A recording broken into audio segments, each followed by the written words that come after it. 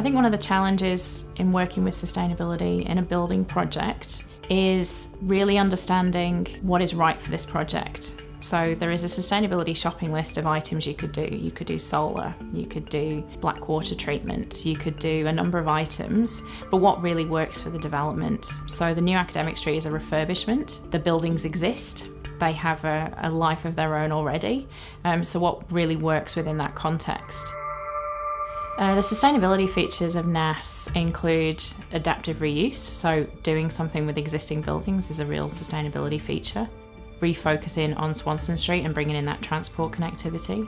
Looking at low impact materials, whether that's low VOC paints or having, forest certified timbers, recycled content materials. Bringing in natural light. I mean, it's amazing walking around the development now to see these huge light wells and glass and fresh air coming in. And I mean, the new academic street itself, actually having a street running through your buildings that have been very airtight and very stale. And so having kind of mixed mode ventilation systems, which means, when it's nice and sunny and the right temperature, we can have full fresh air coming into those buildings and it's almost like an outdoor space. And then when it's too hot or too cold, being able to automatically close those spaces off and still have a nice environment for people is just a really important way of how we've planned our campuses going forward.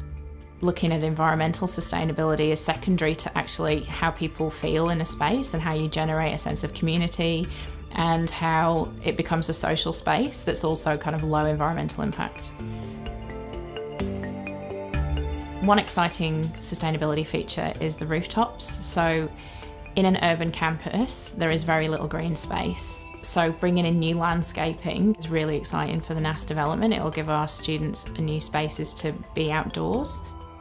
We have the garden building, which is really exciting because it's made from cross-laminate timber. That means it's basically sustainable timber glued together in a kind of high compressed material that is really strong for construction, but is also a lot lower carbon and a lot lower impact than traditional construction techniques with concrete.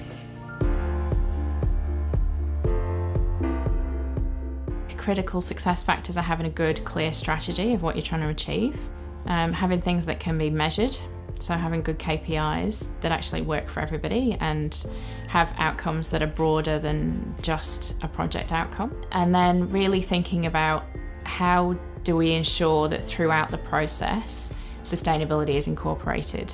So one of the design elements that have to go in, what happens during construction? Operationally, how do we then move into that space and it still be a sustainable space? Because you can build a really fantastic development, but if you don't have things that are intuitive for your occupants, the building quickly becomes unsustainable. So it's really about process, and that whole life cycle of the project really drives sustainability outcomes, and then really making sure that you've evaluated everything at the end and learnt your lessons so that you don't make the same mistakes, but you can build on the successes that you did have.